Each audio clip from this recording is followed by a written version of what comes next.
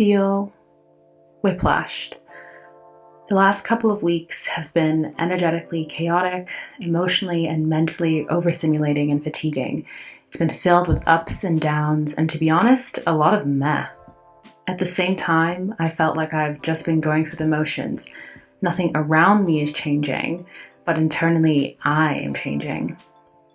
I have spent recent months seeking out platonic relationships with people who fill up my cup, people who make me feel safe, content, intrigued, and chill.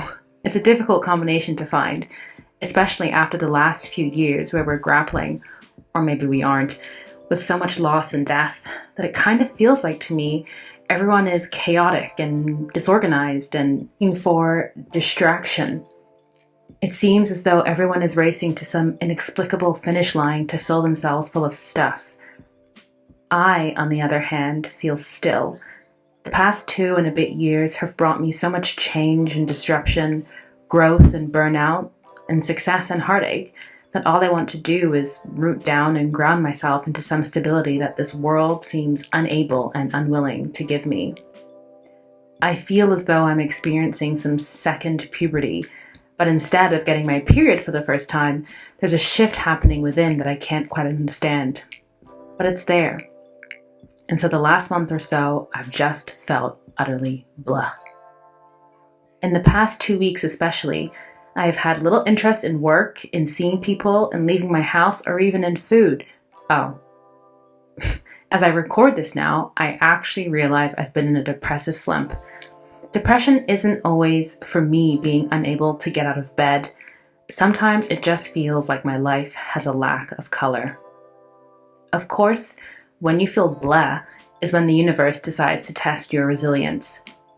And so, of course, it's at this time that I hit a snag in the methodology of my PhD, which required me to rethink my research questions and overall what I actually wanted to produce with my thesis.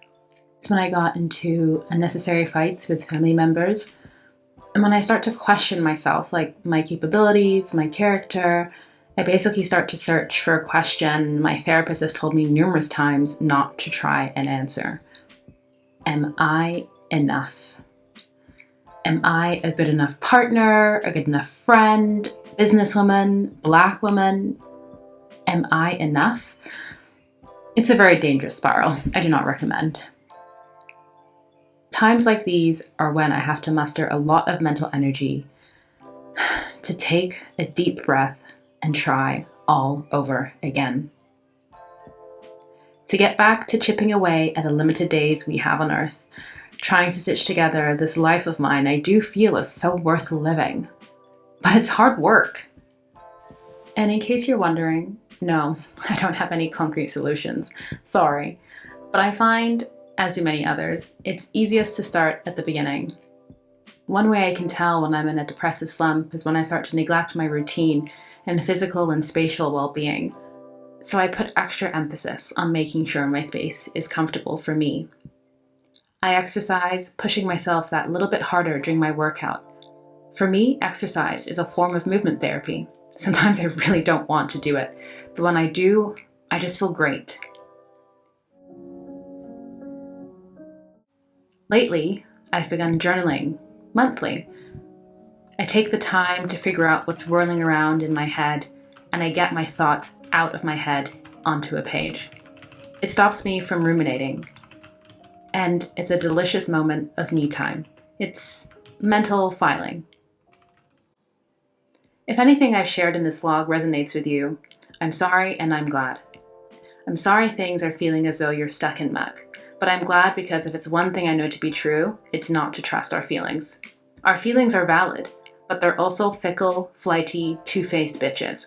Particularly if you're premenstrual or especially hormonal. Focus on your feelings with caution. All of that's to say that these feelings will pass. Mine did. Okay, well, some of them did. My creative juices, nowhere to be found in April, have come back. All we can do, especially as Black women, is give ourselves grace. As long as we're not hurting anybody or exhibiting wayward behavior, I don't condone that, we're allowed to go through periods of lows, of this adult puberty, without turning it into a character assassination. We're allowed to just be.